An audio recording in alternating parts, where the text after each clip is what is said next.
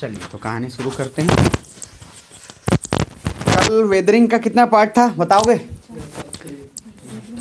3 ना? कौन कौन? मैकेनिकल, केमिकल और बायोलॉजिकल। उसके बाद मैंने आपको बताया था अर्थ का मूवमेंट, तो एक था एक्सोजेनिक, दूसरा क्या था? इंडोजेनिक। एक्सोजेनिक फोर्सेस आपको पता होना चाहिए, इंडोजेनिक भी आपको पता है, ठीक है ना।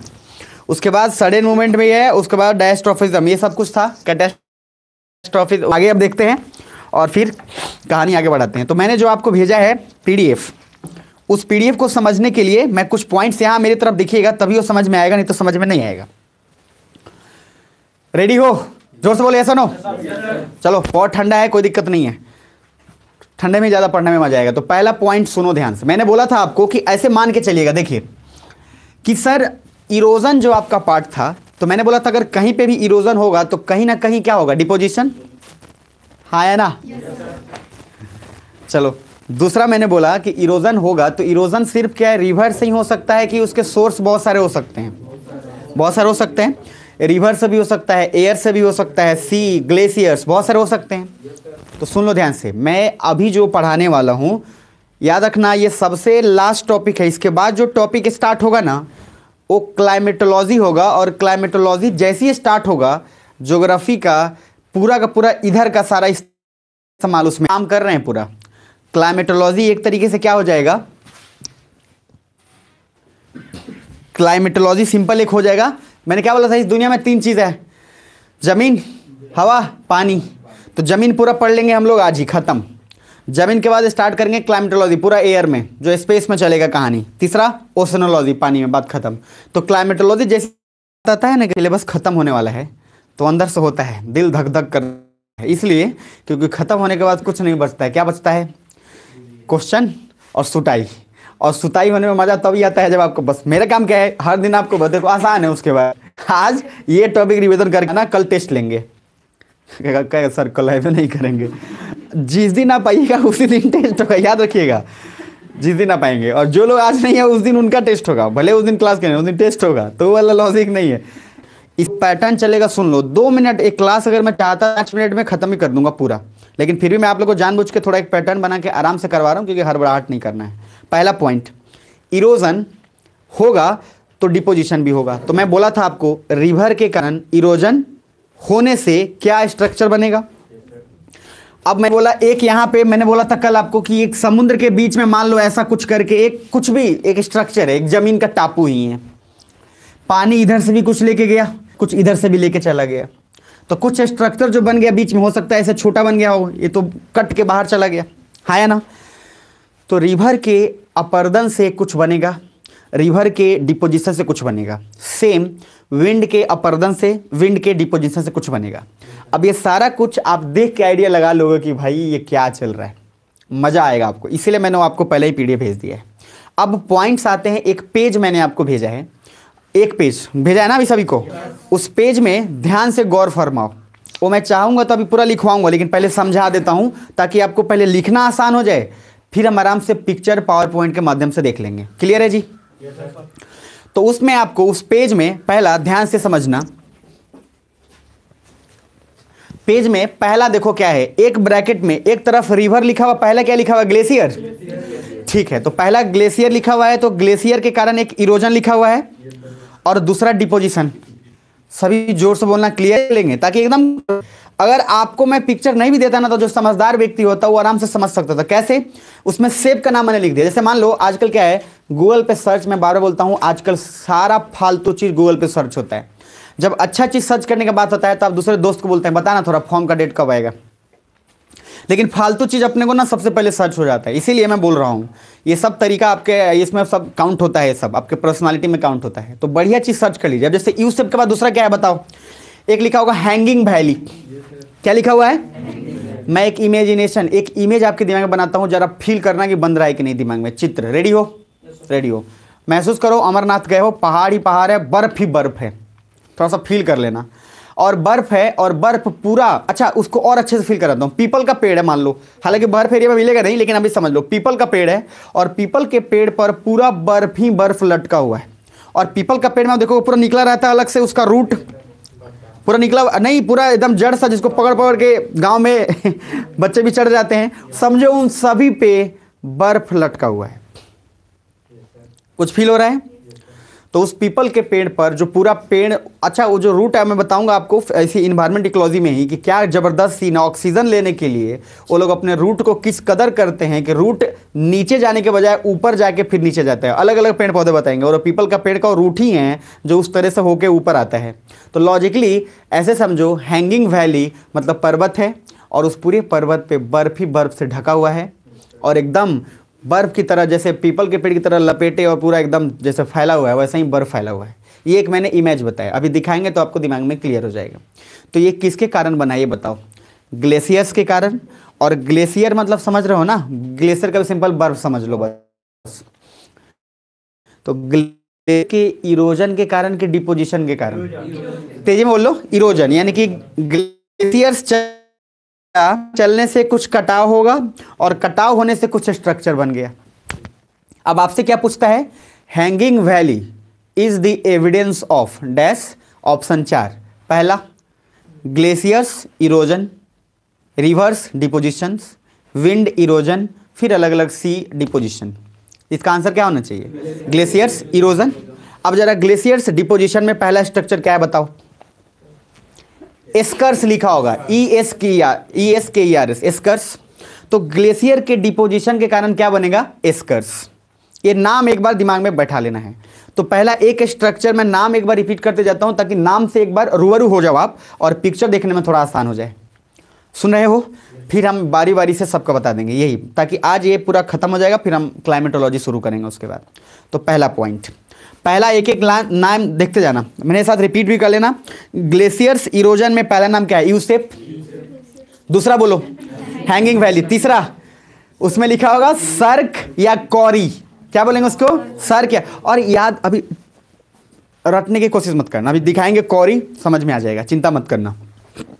कौरी के बाद एरिट, उसके बाद मिलेगा हॉर्न, उसके बाद मिलेगा टार्न लेक, उसके बाद नेक्स्ट नीचे आएगा, उसके बाद मिलेगा आपको पेटर नॉस्टर लेक, उसके नीचे मिलेगा केटली होल्स, उसके नीचे थोड़ा आएंगे moraine is the end product of glacier, उसको छोड़ दीजिए, मोरेन भी एक स्ट्रक्चर बनेगा। कहने का मीनिंग ये नाम है ग्लेशियर के कारण। डिपोजिशन में आओ, बस एक बार नाम अपने जुबान से बोल लो ताकि बस आपके दिमाग में एक बार चला जाए। बोलने से वॉइस बॉक्स में जाता है और दिमाग में एक बार छप जाएगा, फिर देखने में आसान हो जाएगा।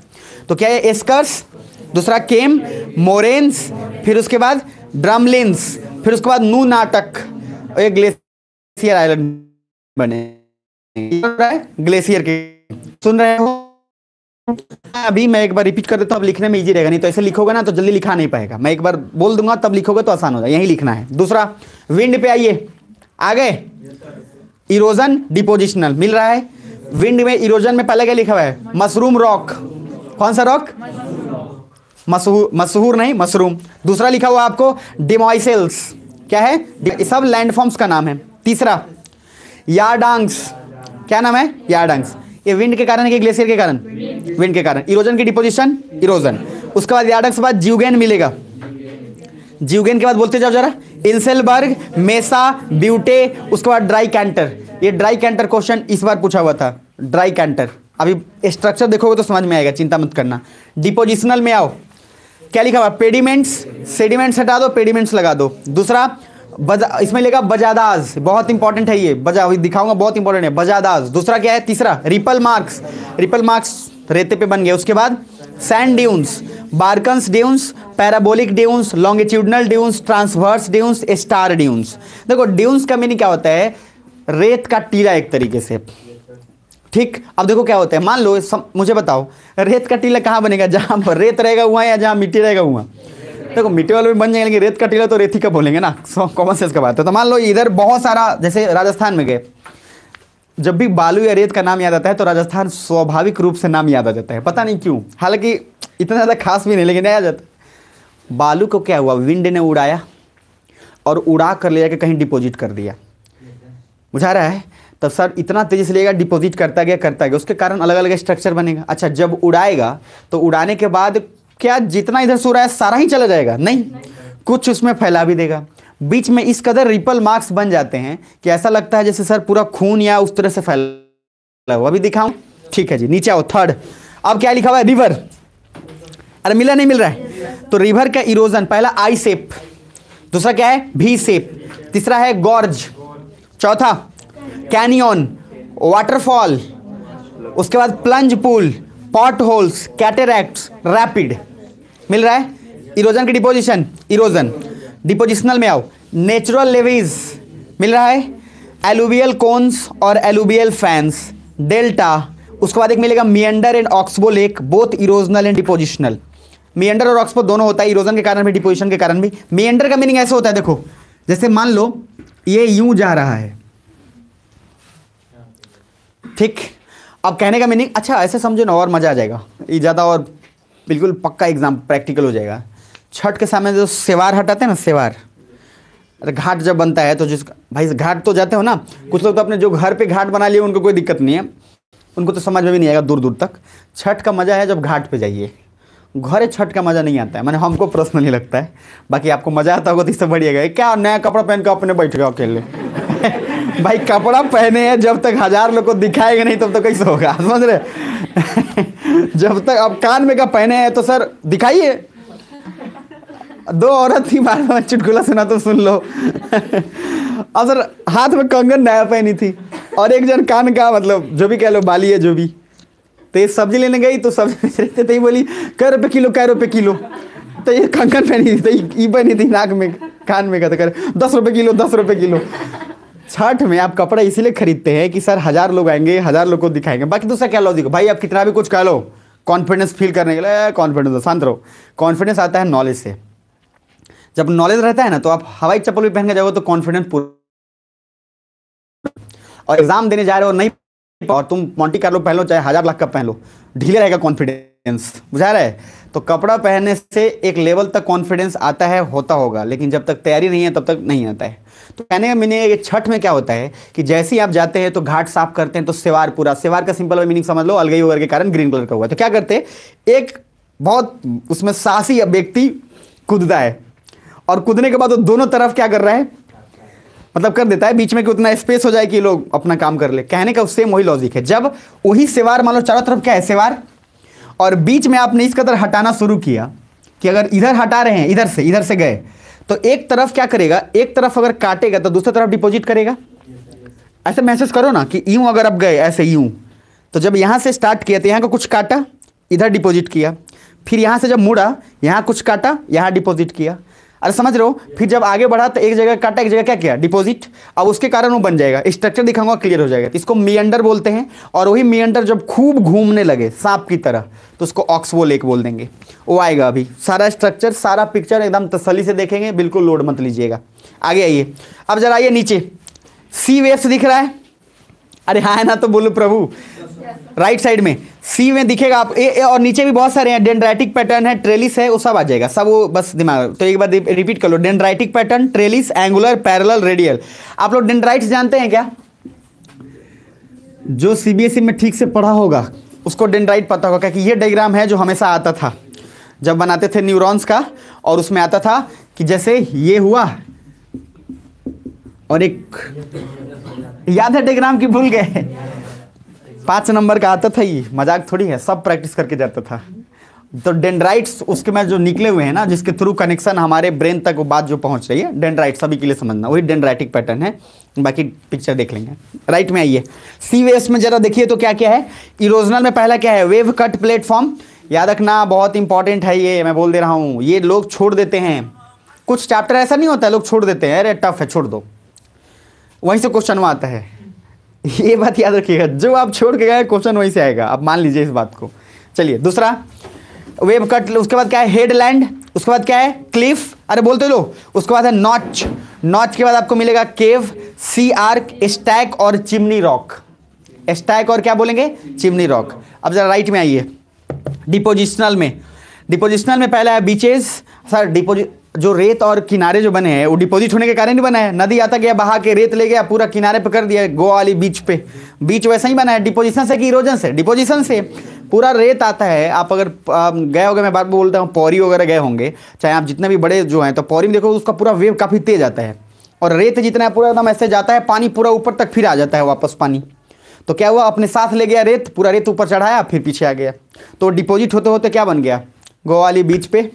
ठीक है, आगे आइए, नीचे देखिए। उसके बाद मिलेगा आपको सैंड स्पिट, या उसको सैंड बार बोलते हैं, बैरियर स्पिट, तंबोलो या लगून। लगून लेक पढ़ाया था। लगून लेक क्या होता है, जो समुद्र के किनारे हो, बोलता था ना, जिसका पानी थोड़ा क्या हो, खारा हो, सलाइन हो। तो पानी सलाइन होने का चांस तभी है जब उसमें रेत होंगे, नमक का मात्रा ज़्यादा ही होगा। नीचे उसके बाद आपको मिलेगा रिया, मिल रहा है, अरे रिया कोस्ट।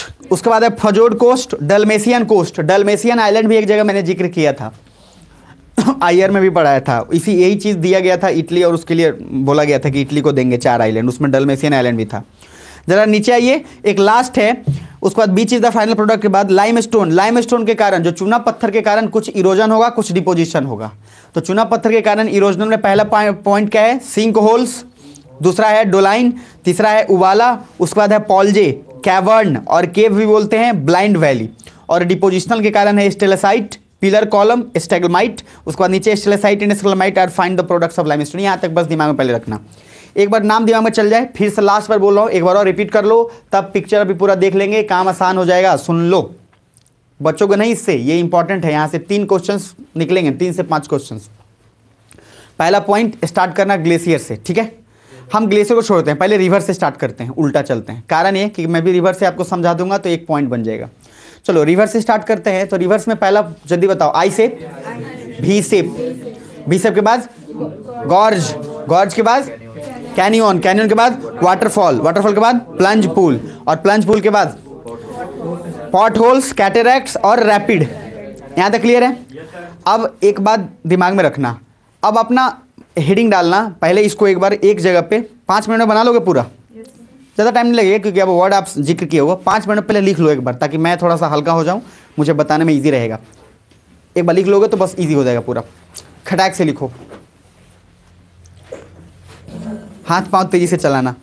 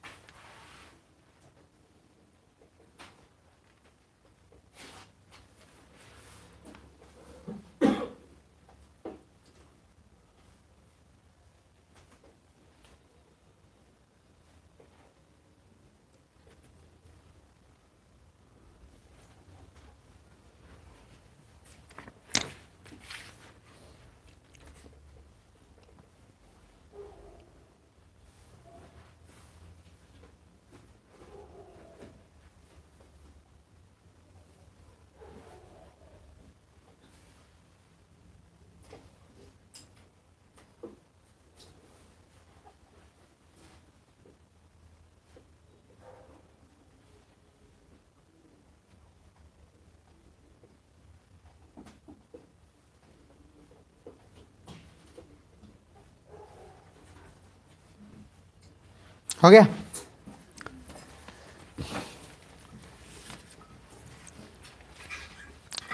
लिख लिए होंगे आप लोग।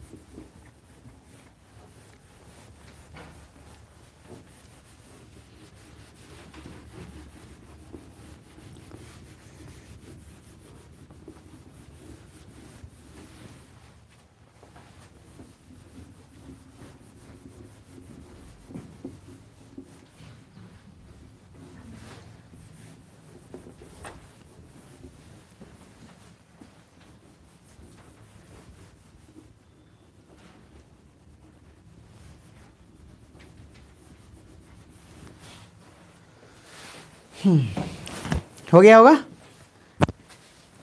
आप लोग तो इतना तेज लिखते हैं,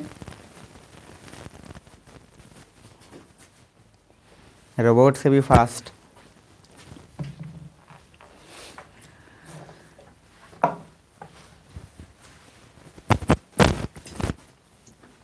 साउंड आ रहा है ना? साउंड आना ही चाहिए, ऐसा ना हो कि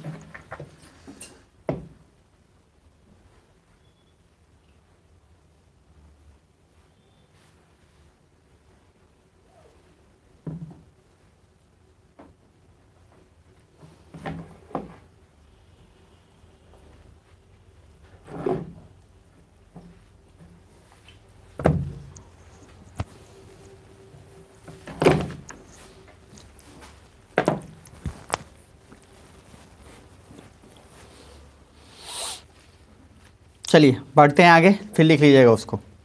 जो लिख लिए हैं ठीक है, जो लोग नहीं लिखे हैं याद रखिए, मैं कॉपी चेक करूँगा, जो जो चीज़ें बोलता हूँ दिमाग ज़्यादा लगाइएगा, नहीं होगा, इसलिए लिख लिया करिएगा, फ़ायदे में रहिएगा। मैं पहले बोल रहा हूँ, बार बार बोल रहा हूँ, जितना नहीं मानेंगे उतना आपको नुकसान है।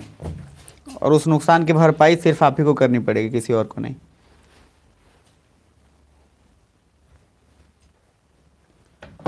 बड़ा टाइम लगा दिया आप लोग।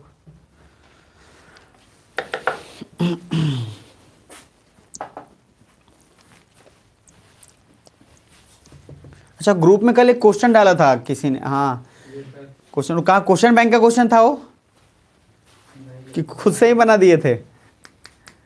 खुद से तो नहीं था वो, कहीं ना कहीं हाँ पढ़ाया हुआ तो था, लेकिन वो क्वेश्चन कहीं ना कहीं पूछा हुआ जरूर है वो। ठीक है, वो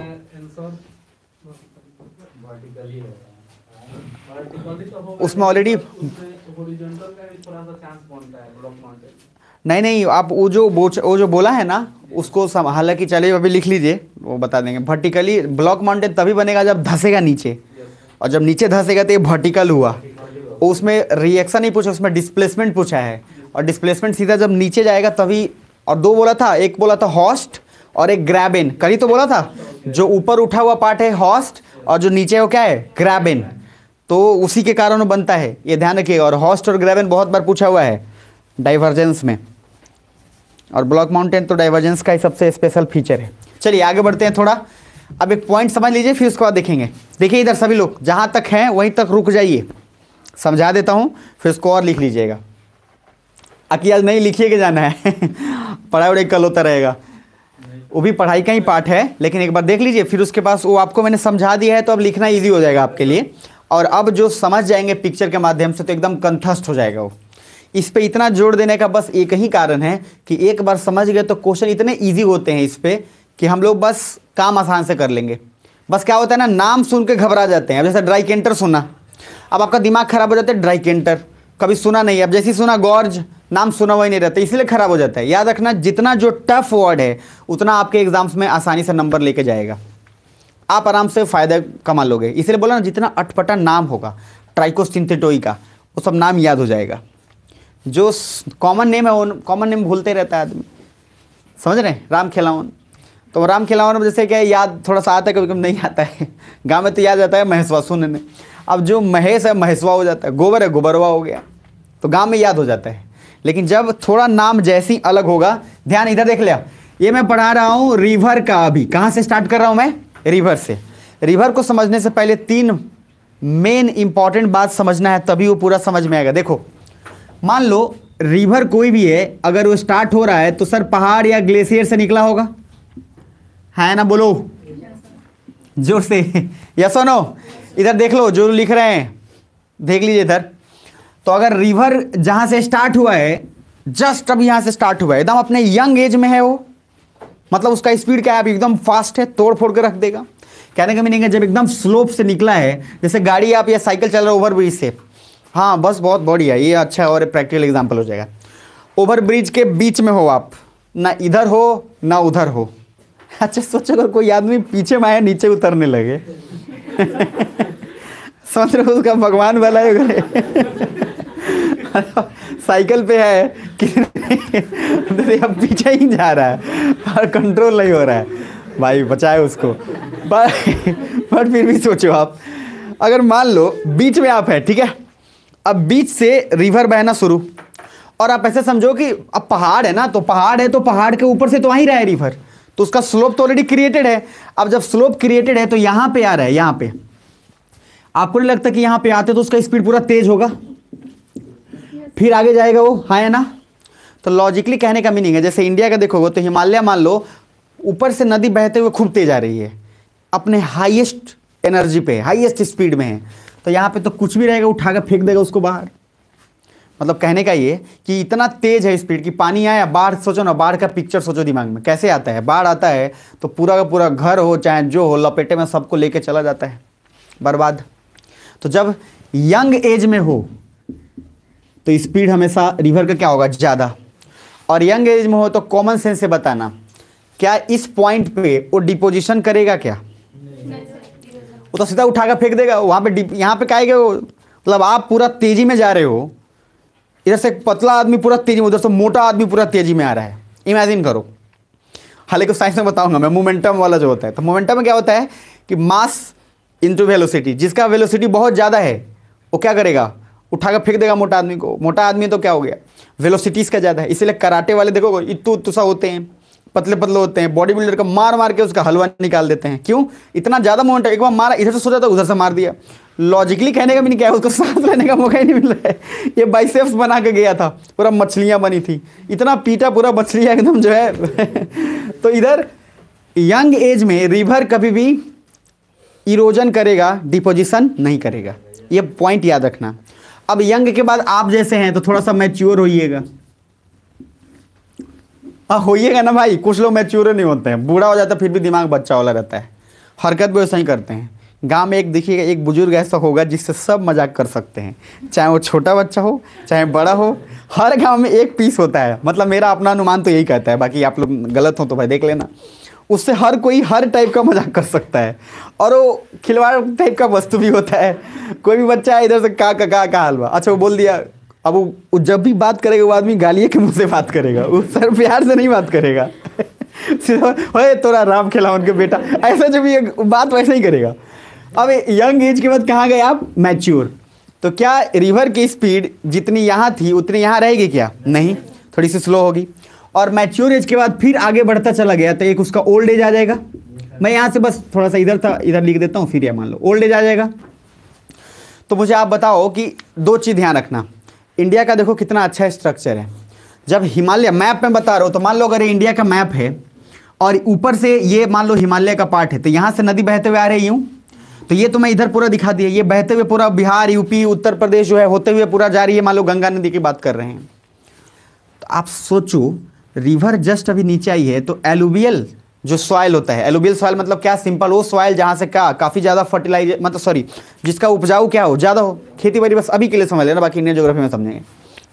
तो यंग एज में तो कुछ डिपॉजिट करेगा ही नहीं, जितना है वो थोड़ा आगे ले जाकर डिपॉजिट करेगा। यानी कि मैच्योर स्टेज स्टार्ट होने समय वहाँ पे थोड़ा सा, भाई यहाँ से उठाया है तो कहीं ना कहीं ले जाएगा तो रखेगा ना, पटकेगा तो कहीं ना कहीं। तो पटकेगा कब? जब उसका स्पीड थोड़ा स्लो हो जाएगा तब। अरे समझ पा रहे हो? तो इसीलिए बिहार और यूपी के क्षेत्र में आपको हमेशा एलुवियल सॉइल ज़्यादा मिलते हैं, जो खेती बाड़ी के लिए बहुत ठीक होता है, जो कम खाद उद में भी काम चल जाता है। साउथ इंडिया में तो खेती करना ही मुश्किल है। तो लॉजिकली कहने का मीनिंग है कि क्वेश्चन ये पूछता है कि मैच्योर एज में एलुवियल सॉइल का ज़्यादा प्रोडक्शन होगा या फिर यंग एज में होगा। तो याद रखिएगा, यंग एज के बाद, मैच्योर एज के जस्ट स्टार्ट होने से पहले या मैच्योर एज के बीच में, वहाँ क्या मिलेगा? Alluvial soil. और बिहार और यूपी जो पड़ता है वो रिवर के मैच्योर एज में ही पड़ता है, इस वजह से वहाँ पे उसका ज़्यादा एलुवियल सॉइल का मिलने का चांस है। दूसरी बात, एलुवियल सॉइल मिल रहा है ठीक है, लेकिन मैच्योर एज तक आते हैं तो स्पीड स्लो हो चुका है, तो डिपोजिशन से कोई लैंडफॉर्म्स बनेगा कि नहीं बनेगा? बनेगा। ओल्ड एज में जाते जाते तो बस हो गया, अब सांस छोड़ने ही वाला है। तो कहने का मीनिंग ओल्ड एज में जो जाएगा वहाँ तक लगभग रिवर जाते जाते दम तोड़ चुकी है। वहाँ पे जो स्ट्रक्चर बनेगा, अब तीनों का समझना, जो स्ट्रक्चर यहाँ बनेगा वैसा ही क्या सेम स्ट्रक्चर यहाँ बनेगा क्या? नहीं। और क्या ओल्ड एज में भी सेम बनेगा? नहीं। तीनों का पैटर्न अलग होगा, क्योंकि डिपेंड कर गया रिवर के स्पीड पे। सुन रहे हो? तो स्पीड ऑफ द रिवर बहुत मैटर करेगा। अब इधर देखना तेजी में, young, mature, old age, 3 age याद रहेगा।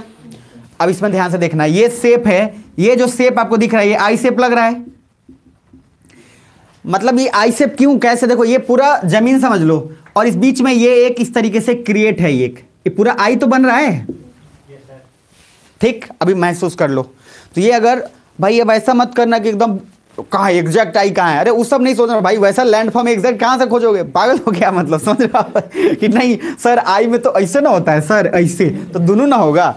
अरे ये बेवकूफ़ाना हरकत नहीं करिएगा बच्चा वाला कि भाई में डंडा कहाँ गया सर, डंडा कहाँ गया। तो ये थोड़ा ध्यान रखिएगा। तो ये थोड़ा सा आई शेप की तरफ पूरा लग रहा है। अब हुआ क्या, मान लो इस स्ट्रक्चर पर 2-3 चीज़ हो रहा है, सनलाइट वगैरह भी अपना काम कर ही रहा है, और मान लीजिए रिवर्स फ्लो कर ही रहा है। अगर रिवर फ्लो कर गया तो कटाव तो करेगा। अभी के लिए जस्ट इमेजिन करना, जब कटाव करेगा, अब देखो कटाव कैसे करेगा नहीं करेगा, रिवर का अपना अलग एक क्राइटेरिया होता है, कब किधर मुड़ेगा कब किधर नहीं मुड़ेगा उसके स्लोप पे डिपेंड करता है, किधर रास्ता मिल गया, किधर कम, किधर ज़्यादा, जिधर से रास्ता मिलता जाएगा वो बनता चला जाएगा। तो रिवर ने जैसे ही मान लो कटाव किया, तो थोड़ा कटाव करके ये पार्ट इतना महसूस करो खत्म हो गया है, तो ये जैसे ही खत्म हुआ तो ये कुछ ऐसा बन गया। मान जस्ट इमेजिन कर लो, इधर भी कुछ कटाव किया अपर्दन, तो इधर भी मान लो कुछ वैसा, ये पूरा इतना हिस्सा कट के कहाँ चल गया? बाहर। अरे समझ पा रहे हो? बस थोड़ा फील कर लेना, फिर पिक्चर देख लेंगे। तो मतलब कहने का ये इरोजन की वजह से बन रहा है कि डिपोजिशन की वजह से? और इसमें रिवर सबसे बड़ा रोल प्ले करता है। तो ये पहला कौन सा शेप था? आई शेप। दूसरा क्या बन गया? भी शेप। जरा देखो तो रिवर में पहला वैसा ही मैंने लिखवा है, पहला क्या लिखवा है? आई शेप। दूसरा क्या है? भी शेप। कुछ समझ में आ रहा है? इसीलिए जब आप देखोगे ना लैंडफॉर्म देख के आप आइडिया लगा लोगे कौन सा है। अभी पिक्चर देखने के बाद और मजा आएगा आपको, एकदम मस्त हो जाएंगे आप। अब आई शेप और भी शेप, तो सर इरोजन एक बार कटाव हो गया ना बांध में, तो कटाव जल्दी रुकेगा नहीं, वो कटाव चलता जाएगा। अब यही भी शेप धीरे धीरे और कटाव होगा, तो क्या पता ऐसा हो जाने लगेगा, इधर से कुछ ऐसा, कुछ अलग अलग स्टेप। भाई कटाव तो होता जाएगा, कटाव होते होते धीरे धीरे कुछ इतना हो जाएगा कि सर ये पूरा खाली हो जाएगा, लगभग सीधा इतना ही बच जाएगा। कटाव करता गया कहने का मीनिंग। तो सिंपल अभी के लिए मैं जो बता रहा हूं, आई शेप के बाद कटाव होकर क्या बन रहा है? भी शेप। उसी तरीके से कटाव होते हो तो फिर गॉर्ज बनेगा। अब हम देख लेंगे पिक्चर में कि क्या बन रहा है। गॉर्ज बनेगा, फिर गॉर्ज के बाद मैंने उसमें क्या बोला है? कैनियन बनेगा। अब कैनियन बनेगा, वो सब कुछ एक प्रोसेस में चलता जाएगा। जरा अब थोड़ा सा ध्यान से रखना, एक और नाम है कैनियन के बाद, क्या नाम है बताओ? वाटरफॉल। वाटरफॉल है ना? तो वाटरफॉल बनेगा। तो वाटरफॉल कैसे बनता है उसको थोड़ा सा समझ लो। फिर से बोल रहा हूं, सारा लैंडफॉर्म पिक्चर में देखेंगे, बट समझ लो पहले, ये जो मैं समझा रहा हूं ना, ये ही ज्यादा जरूरी है। पिक्चर देख के आप सिर्फ पिक्चर देख के एहसास ले लोगे, लेकिन कैसे बन रहा है वाटरफॉल उसको समझना जरूरी है। देखो मान के चलो, अच्छा वाटरफॉल के बाद क्या है? पॉट होल्स है क्या? प्लंज पूल होगा। प्लंज पूल के बाद पॉट होल्स। पॉट होल्स के बाद कैटरैक्ट होगा। कैटरैक्ट। इधर देखना, इधर ध्यान से देखना। मान लो ये एक स्ट्रक्चर है, हम देखो, हम बता रहा हूँ डायग्राम में बहुत ज़्यादा ठीक नहीं हूँ मैं, लेकिन आपको उतना जरूर समझा दूंगा कि आपका काम आसानी से हो जाए। इधर देखिएगा, तो मान लीजिए ऐसा कुछ स्ट्रक्चर है, ऊपर में मान लो हार्ड रॉक है, नीचे मान लो सॉफ्ट रॉक है। ध्यान से समझना, ऊपर में क्या है? हार्ड रॉक, नीचे क्या है? Soft rock. मान के चलो, क्या सभी सुन रहे हो? एक बार जोर से रिस्पॉन्ड करिए, सुनो। अभी देखो इधर रिवर बह रही है। अब रिवर बहते बहते कुछ ऐसा नहीं होगा कि हार्ड रॉक यहीं पे खत्म हो रहा है, डायरेक्ट पानी गिरेगा। अब अरे मतलब सीधा पलटी मारा ना अब, क्योंकि यहीं तक था उसका। मुझे बताना कॉमन सेंस है, जब ये पानी गिरेगा तो पहले सॉफ्ट रॉक को इरोड करेगा कि हार्ड रॉक को? सॉफ्ट रॉक को। यानी कि जैसे ही पानी गिरा तो पानी जमता गया, और जब जमेगा तो नीचे सॉफ्ट रॉक को ही पहले कटाव करेगा। यानी कि सॉफ्ट रॉक हो सकता है ऐसे पूरा सीधा है, कटाव करते करते खत्म, यानी कि कुछ इतना ही बचा हमारे पास, ये कटा के ले गया। अरे फील कर रहे हो? पानी गिरा, सॉफ्ट रॉक को क्या किया? ये सॉफ्ट रॉक पहले कैसा था? ये पूरा सॉफ्ट रॉक था, यहां तक पानी जमा होते होते क्या इतना को काट दिया, ये मिटा दो। अब कैसा स्ट्रक्चर हो गया? ये वाला, क्योंकि अभी हार्ड रॉक को नहीं इरोड किया है। फिर ये सॉफ्ट रॉक, और इस पे पानी जमता जाएगा, इरोड होता जाएगा, तो फिर ये सॉफ्ट रॉक इतना बच गया। तो क्या हर बार जितना इरोजन हो रहा है अलग अलग स्ट्रक्चर नहीं बन रहा? बिल्कुल बन रहा है। अच्छा एक बात बताओ, अगर ये इरोड होता नहीं तो नीचे पानी जमता नहीं? वाटरफॉल में नहाते हो, इमेजिन करो, फील करो, पानी ऊपर से गिर रहा होता है झरना से। बहुत लोग जैसे हरिद्वार वगैरह, चाहे और भी मसूरी वगैरह में, हर बहुत जगह है, नहीं भी रहता वो लोग बना भी लेते हैं, वहाँ बीच में जगह नहा रहे हैं। गर्म कुंड में भी होता है, बीच में बहुत सारे नहाते हैं, आप देखिएगा। अब वो जो नहा रहे हैं क्या कर रहा है? वो ऊपर का रॉक क्या है? हार्ड, तभी तो ऊपर से आ रहा है वो, नीचे आता गया, नीचे का सॉफ्ट रॉक इरोड करता गया, जगह बनता गया, पानी जमता गया, उसी जगह में तो आप नहा रहे हैं। उसी को बोलते हैं प्लंज पूल, उसको वाटरफॉल नहीं बोलते हैं। तो क्या बोल रहे हैं उसको? Plunge pool. वाटरफॉल क्रिएट हुआ, आ रहा है, सॉफ्ट रॉक खत्म हुआ, जगह बना, पानी जमा हो गया, वहीं पे आप रह रहे हैं, ऊपर से पानी गिरा, नहा रहे हैं मस्त। एक जगह जाइएगा, अगर आप जाएंगे वैष्णो देवी, कोई लोग गए होंगे तो ठीक है, वैष्णो देवी जाइएगा, वैष्णो देवी के बाद रिटर्न है, वहाँ पे बहुत अच्छा फील होगा। इतना पानी का तेज फ्लो आता है कि कपड़ा संभालना वहाँ मुश्किल हो जाता है, आप समझ रहे हैं? बहुत फास्ट मूवमेंट होता है वहाँ, नहाने में बहुत बहुत डेंजर बात है। इसीलिए वहाँ पे अलग टाइप का एक वेशभूषा दिया जाता है, सबको गेटअप दिया जाता है कि आप नहाइए। काफ़ी पानी का फ्लो इतना फास्ट होता है। तो बताओ वो यंग एज में हुआ कि मैच्योर में? यंग एज में। और यंग एज में जो भी आएगा सर उसको लेके निकल जाएगा वो। तो लॉजिकली कहने का मीनिंग अभी समझना, क्या बोला मैंने? वाटरफॉल का निर्माण कैसे हुआ? रिवर बह रहा था, ऊपर हार्ड रॉक, नीचे सॉफ्ट था, पानी गिरा, नीचे क्या हुआ? इरोजन से बना के डिपोजिशन से, इरोजन बना, सॉफ्ट रॉक को हटाया, स्टोर बनता गया, स्पेस बना गया, पानी स्टोर हुआ। अब पानी अभी भी तो गिर ही रहा है, ये पानी तो गिर ही रहा है। आप यहाँ पे बस बैठ के नहा रहे हो मस्त। तो आप नहा रहे हो वाटरफॉल में, नहा रहे हो कि प्लंज पूल में? प्लंज पूल में। तो हम लोग बोलते हैं आओ वाटरफॉल में नहाया, नहीं भाई प्लंज पूल में नहाया, ये बोलो। हम वाटरफॉल में नहीं रहे, कहाँ नहा रहे हैं? प्लंज पूल में। इधर देखना ध्यान से। लेकिन प्लंज पूल बनने से पहले जो होल्स बनेगा उसको बोलते हैं पॉट होल्स। अरे भाई एक ही बार में उतना जगह क्रिएट हो जाएगा क्या? पहले थोड़ा क्रिएट होगा, फिर इरोजन होगा, फिर इरोजन होगा। तो जो उस पानी के बीच में जो नच रहा है, जो छोटा सा होल क्रिएट हुआ, पहले क्या बना? Pot holes. और पॉट होल्स से फिर क्या बन गया? Plunge pool. और अब इतना बड़ा हो गया कि वहाँ पे आराम से सर बढ़िया बिजनेस चलता है। वो जहाँ जहाँ पे वाटरफॉल को उस हिसाब से है, ज़्यादातर पहाड़ी एरिया में होता है, ये बढ़िया बिजनेस चलता है। पैसा लेता है, फ्री में नहीं नहाने देगा, पैसा लेगा। उसने क्या किया? पूरा एक्वायर कर लिया बढ़िया से। उधर क्या किया? एक कॉटेज बना दिया पहाड़ी एरिया में, लकड़ी का कॉटेज। सर बिजनेस का बस धंधा होना चाहिए, बेच तो कुछ भी दोगे आप। एक डायलॉग नहीं है, डायलॉग ये है कि पूरा देह में पानी ही पानी है, फिर भी बिस्लेरी का पानी लोग खरीद के पीता है। तो उसमें ये है कि अगर बेचना चाहिए तो कुछ भी बेच दीजिएगा। पेस्ट का आविष्कार भी कुछ वैसा ही हुआ, पहले साइकोलॉजिकल वार किया जाता है आप पे। बहरहाल पॉट होल्स, तो पहला क्या बना? वाटरफॉल। वाटरफॉल आ ही रहा था, गिरा, सॉफ्ट रॉक इरोड किया, पॉट होल्स। पॉट होल्स के बाद क्या बन रहा है? Plunge pool. प्लंज पूल के बाद उसमें एक है कैटरैक्ट्स। सुन रहे हो? ये कैटरैक्ट वो वाला नहीं है जो बीमारी हो जाता है, मोतियाबिंद आंख में नहीं हो जाता है, वो वाला नहीं है, ये दूसरा है। ये थोड़ा ध्यान रखिएगा, नहीं तो पता चलेगी मोतियाबिंद कहाँ से दिख रहा है। मोतियाबिंद समझिएगा क्या बोल रहा हूँ। देखो इधर, एक कैटरैक्ट के पीछे बहुत बड़ा अंधविश्वास है। आज आपको अंधविश्वास का पूरा पर्दाफाश होगा, समझिए कैसे। आप लोग सुने होंगे कि कहीं ऐसा पहाड़ है जहाँ से हमेशा पानी आते रहता है, बूंद टपकते रहता है। कुछ लोग ना तो सुने तो रहते हैं, पता नहीं कहाँ से आता है, किस रास्ते से आता है, पता ही नहीं चलता है, लेकिन पानी आते रहता है। सुने तो जरूर होगा भाई, हमको मत बोलो, अलग बात है, तो सुने तो जरूर होगे कि सर कुछ लोग कहते हैं शिव जी के जटा से पानी हमेशा निकलते रहता है। गजब गजब अंधविश्वास है। तो कहने का लॉजिक देखो इधर। अब मान लो ये समझना प्लीज, इसको समझना इसलिए क्योंकि दो नाम में बहुत कंफ्यूजन होता है, कैटरैक्ट में और रैपिड्स में, दोनों सेम होता है, इसलिए पहले बताऊंगा। ऊपर से आ रहा था पानी, ठीक है। अब आप सोचो, एक पानी पूरा तेजी में आ गया और एक पानी आराम से बूंद बूंद टपक रहा है। आ भी रहा है वो भी, लेकिन वही पानी है, उसी नदी का पानी है, लेकिन जिस रास्ते से आ रहा है उस रास्ते से काफी तेज आ रहा है, और एक ऐसा रास्ते से आ रहा है जहां से खाली आराम आराम से टपक रहा है, या थोड़ा थोड़ा आ रहा है पानी, ज्यादा नहीं आ रहा है।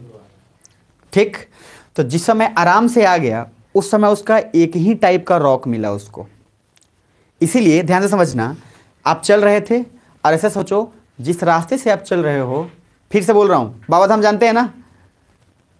अरे बोलो ना कितने लोग बाबा धाम गए? हाथ का ईमानदारी से हाथ करेंगे। पैदल, अब पीछे रख लेना। हम गए पैदल और बचपन में गए, एकदम पैर टूटा हुआ था तब गए हैं, मजाक बात नहीं है। तो कहने का मीनिंग है, इधर से सुनो, इसका कारण बता देता हूँ, एकदम समझ में आ जाएगा। पैदल जब जाते हो तो बाबा धाम में कभी रास्ता आपको प्लेन मिला? एगो सुइया पहाड़ पे मिलता है, सुनोगे सुइया पहाड़। सर सुइया पहाड़ क्या क्या होता है? मतलब पत्थर कंकरीला वगैरह मिलता है। अब मुझे आप बताओ, जब रोड पे चलोगे स्पीड थोड़ा तेज रहेगा, प्लेन है। पहाड़ पे जब जा रहे हो, पहाड़ से पहले जो पत्थर उत्थर कंकर उंकर है, थोड़ा स्लो चलोगे आप, उसमें गड़ ना जाए। अरे है ना? फिर आगे चले, फिर सॉफ्ट, फिर स्पीड आगे मिला तेज, फिर कुछ अलग रास्ता मिला। तो आपका स्पीड क्या हो रहा है? एक ही सामान चल रहा है कि बदल रहा है? सेम यही चीज होता है। जब ऊपर से पानी आ रहा होता है तो पहले हार्ड रॉक होता है, हार्ड रॉक में थोड़ा चला, फिर सॉफ्ट रॉक जब आएगा तो उसको तो इरोड भी तो करना है, कटाव भी तो करना है, तो थोड़ा स्पीड स्लो हुआ, अभी हुआ सॉफ्ट। फिर क्या मिला उसको? हार्ड, फिर थोड़ा तेज भागा, फिर क्या मिला? सॉफ्ट। ये ऑल्टरनेट पानी बहते जाता है। सुन रहे हो ध्यान से? इससे इसके स्पीड पे फर्क पड़ेगा या नहीं पड़ेगा? बिल्कुल पड़ेगा। अब सोचना, एक ऐसा रॉक है जिसमें सिर्फ हार्ड रॉक है, पानी सीधा यूं आ गया, तेज किस में ज्यादा होगा? सिर्फ हार्ड होगा उसमें या हार्ड सॉफ्ट में? हार्ड में। एक ही टाइप का मटेरियल था, निकल के आ गया। कुछ बुझा रहा है? इसी वजह से पानी कहीं कहीं पे टपक टपक के आता है, क्योंकि उसको रॉक्स डिफरेंट टाइप्स के। कुछ बुझा रहा है? तो जब इस टाइप के स्ट्रक्चर बने, इसी को बोलते हैं कैटरैक्ट्स। अल्टरनेट होना चाहिए और स्पीड का इंटेंसिटी में चेंज होना चाहिए। लेकिन फिर से सुनना, ये पहाड़ एरिया में मैं बोल रहा हूँ, पहाड़ी एरिया में एक और पिक्चर दिखाने वाला हूँ ऐसे। अगर किसी का इमेजिनेशन बन जाए तो मूवी भी देखते होगे तो ठीक है, नहीं तो खराब मूवी खाली देखते होगे आप लोग, ऐसे समझना। देखो मूवी में क्या दिखाता है, समुद्र के लहर के किनारे दिखेगा, बीच में चट्टान है, पानी खूब तेजी से निकला है, चट्टान से टकरा कर पानी चारों तरफ फैल रहा है।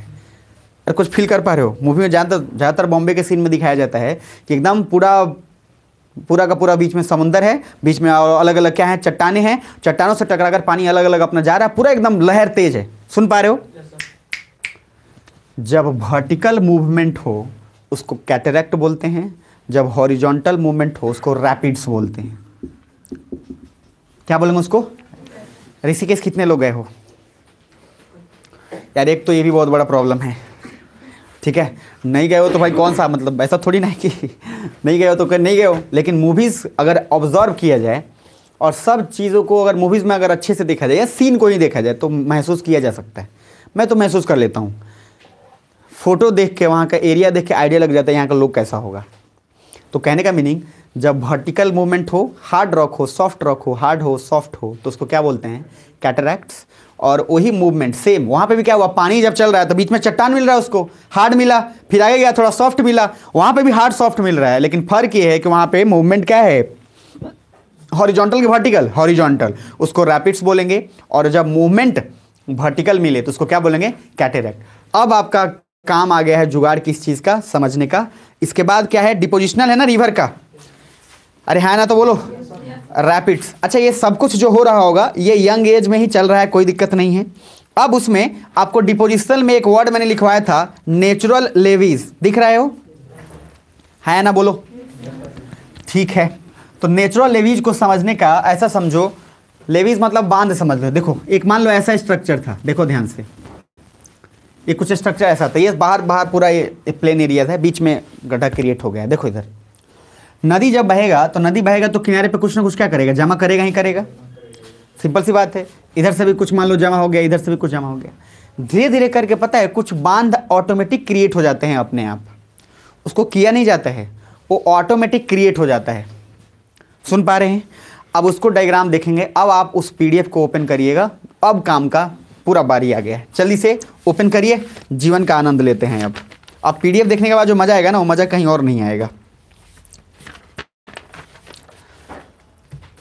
अच्छा, एक चीज और पहले बता दो, फिर जाना आगे, फिर उसके बाद उसको देखेंगे। समुद्र में सी वेव्स के कारण, समुद्र की लहरों के कारण, ठीक है, मान लो बीच में एक स्ट्रक्चर था, ऐसे समझना, बीच में एक स्ट्रक्चर था, इस टाइप का कोई टीला था, इस तरह से बना हुआ था। हुआ क्या, देखो इधर समुद्र के पानी ने उसको ऐसे महसूस करो, इसको इरोजन तो करेगा ही करेगा, कटाव किया, ये खत्म, इधर ये खत्म, इतना स्ट्रक्चर बन गया, मान लो दोनों का गायब हो गया। अब यहाँ से कटाव किया तो कहीं ना कहीं जाके डिपॉजिट कर दिया होगा, ठीक है, लेकिन अभी बच गया क्या, सिर्फ एक खंभा। कभी कभी आप किसी मूवी में देखना कि बीच में समुद्र होगा और एक मान लो उसी तरह से खंभा करके होगा और उस पर खड़ा होकर फोटो शूट चल रहा, रंग दे तुम मोहे गेरुआ टाइप का, जो दिलवाले मूवी देखना वो सीन किया गया है उसका। और उसमें दो तरीके का होता है, देखो एक होता है कि ऐसा बना हुआ है स्ट्रक्चर, बीच में गेट भी है, मतलब बीच में ऐसे करके ऐसे बना हुआ, ऐसे महसूस करो, हो गया बीच में खाली, आप इधर से आ सकते हो, जा सकते हो, महसूस कर रहे हो, उसको बोलते हैं सी आर्क। सी आर्क चाप बन गया ना, चाप एक तरीके से। अब सभी को आराम से देखेंगे ताकि अब यहाँ तक क्लियर हो जाए, फिर आगे बढ़ेंगे। तो अब फोटो निकालिए और फोटो में जो है जीवन का आनंद लेंगे। चलिए, तो ये फोटो में सबसे पहला फोटो इधर ये वाला ओपन करेंगे, ये वाला, हाँ ऊपर में हो गया जी ओपन। तो पहला वाला कौन सा शेप है, आई शेप दिख रहा है, आई के बाद क्या बना, भी, जोर से बोलो ऐसा नो, तो आई के बाद भी।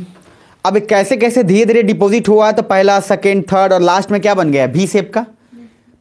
तो कहने का मीनिंग क्या है, अभी आप पिक्चर देखोगे, जब ये भी शेप का बना, वहाँ ऑलरेडी ऊपर में लिखा हुआ हाउ डू भी शेप्ड वैली फॉर्म्ड, भी शेप वैली फॉर्म बना। तो रिवर इरोजन की डिपोजिशन, इरोजन, जरा नीचे आओ, उसमें डिस्कशन किया गया है यंग एज का और ओल्ड एज का, वो छोड़ देना, ठीक है, अभी वो आप समझ चुके हैं। फिर भी एक यहाँ बीच में देखना, बड़ा मस्त सा डायग्राम होगा, मस्त देख रहे हो, बीच में रास्ता किया हुआ है, ये वाला, आए आए ना बोलो, ये इरोजन के कारण बना हुआ है, डिपोजिशन के कारण, इरोजन के कारण। जरा नीचे आओ, नीचे आओ, इसमें हो सकता है पीडीएफ पे इधर उधर थोड़ा सा हो, लेकिन चिंता मत करना, सब समझ में आ जाएगा। एक लिखा हुआ है यूथ, दिख रहा है, यूथ मतलब यंग एज रिवर का। उसके बाद क्या लिखा हुआ है, मैच्योरिटी। अब वाटरफॉल पे आओ, और वाटरफॉल पे आओ तो ये वाला पिक्चर अब देखना आराम से ध्यान से, ये वाला हार्ड रॉक सॉफ्ट रॉक दिख रहा है, तो हार्ड और सॉफ्ट दिखेगा तो हार्ड और सॉफ्ट के कैसे वाटरफॉल बनेगा, फिर प्लंज पूल कैसे बनेगा उसका स्ट्रक्चर। इधर देखो ये हाँ सब ये मुझे बताना ये कैटरैक्ट है कि रैपिड्स है, देखते हैं कौन सही बताता है। ये रैपिड्स है, देखो बीच में चट्टान उट्टान है, यही तो बार बार बोला था महसूस करने के लिए। पहले सबको नहीं खोल लिया ना, कुछ और खोल के मत देख लेना। ये देखो यहाँ पे ये दिख रहा है रैपिड्स, लेकिन मुझे नीचे वाला बताओ क्या है, कैटरैक्ट्स। वो पहाड़ से ऊपर वर्टिकल मूवमेंट आ रहा है, आपको फील करवाने की यही कोशिश कर रहा हूं मैं। ये कोई नहीं पढ़ाता, मैं बताता हूँ कोई नहीं पढ़ाता, नहीं पढ़ाएगा। आप ले लीजिए, हम चाहते तो आपको खुश करने के लिए नहीं पढ़ाते भाई, मैं हल्का पढ़ा के निकल जाऊंगा, सीधा बोल रहा हूँ। लेकिन चैलेंज इस बात का है, आपको अच्छा लगे या बुरा लगे, जो जरूरी है वो पढ़ना पड़ेगा IAS बनना है तो। अगर चाहो नहीं, दुनिया में कोई दिक्कत नहीं है। आज हिंदी साहित्य में बार बार हम पढ़ा रहे थे आलस वाला, ठीक है ना, आप लोग को भी एक बार सुना देंगे, मजा आ जाएगा आपको, आलसी लोग, ठीक है। तो वाटरफॉल का ये वाला पार्ट मुझे फिर से बताओ, सभी से जवाब चाहिए, रैपिड्स है कि कैटरैक्ट्स है? और इसके नीचे क्या है, कैटरैक्ट, वर्टिकल मूवमेंट। अब देखो फास्ट, देखो उसमें रॉक का भी देखो ना, कुछ किस टाइप का रॉक है, थोड़ा सा हार्ड थोड़ा सॉफ्ट, स्टेप बना हुआ है, सीढ़ी की तरह स्टेप बना हुआ है उसमें, दिख पा रहे हो। अब जरा नीचे आइए, नीचे आएंगे तो पूरा प्लंज पूल का कैसे डेवलप हो रहा है सीन, नीचे आपको डायग्राम दे दिया गया है, ठीक है। चलिए जी, पॉट होल्स वही है नीचे, जो उसके नीचे है वो पॉट होल्स है, जब वो नीचे बनाएगा तो अच्छा भौरा नहीं होता, कुछ लोग अच्छा ये भी बोलते हैं गांव में, जो बोलते हैं कि भौरा तो और नहीं के तो डूब जाएगा तू, अरे नहीं समझ भौरा कुछ सर अलग अलग लॉजिक कॉन्सेप्ट चलता है कि बच्चा अगर भौरा नहीं है इसको तो ये डूब जाएगा पानी में, पता नहीं क्या। फिर उसके बाद एक और चलता था उसमें, कौन तो पकड़ के ले जाता है क्या, पनडुब्बी, हाँ कि पनडुब्बी माई आई है ना, पकड़ के तोड़ को डुबा दिया नोई में, अलग अलग है लॉजिक। बहरहाल इधर इधर ये देखो मिएंडर, इसको महसूस करना जरूरी है ये। अच्छा क्या आप लोग समझ रहे हैं? मिएंडर ध्यान से देख लेना कैसा हुआ ये, देखो एक तरफ कटाव करके जमा किया, एक तरफ अब ऐसे यूं मूव करेगा तो एक तरफ लेके काटा है, यहाँ जमा किया, फिर वहाँ गया, वहाँ पे थोड़ा सा जमा, फिर काटा, फिर उधर गया, मतलब एक तरफ काट रहा है, दूसरी तरफ जमा, फिर काटा, फिर दूसरी तरफ क्या जमा, स्ट्रक्चर बनता चला गया। इसको देखने के बाद ना बहुत अच्छा फील होगा आपको, मूवीज वगैरह में ऐसा सीन खूब दिखाया जाता है, दिख रहा है। तो मिएंडर गोल घुमाओ, तो मुझे बताओ इधर ये इरोजन और डिपोजिशन दोनों से बना है, यही क्वेश्चन पूछता है कि मिएंडर या oxbow lake is formed by erosion या डिपोजिशन। रिवर्स तो है ही, लेकिन इरोजन और डिपोजिशन दोनों हो रहा है, क्योंकि खाली इरोजन होता तो सिर्फ इतना ही स्ट्रक्चर क्यों बनता, पूरा हटा देता, साफ कर देता। क्योंकि एक जगह काटा, दूसरी जगह जमा किया, फिर काटा, फिर जमा किया, काटा जमा किया। तो रिवर इरोजनल प्लस, और मैंने नोट्स जो आपको भेजे उसमें देखो लिखा होगा इरोजन एंड डिपोजिशनल दोनों लिखा होगा मिएंडर्स में। सुन रहे हो ध्यान से?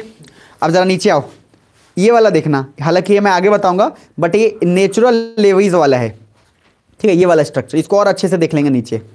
यहां देखो नेचुरल लेवीज लिखा हुआ है, ये देखो बाबू सोना, सब लोग देखिए इधर, ये दिख रहा है, ये वाला ये स्ट्रक्चर,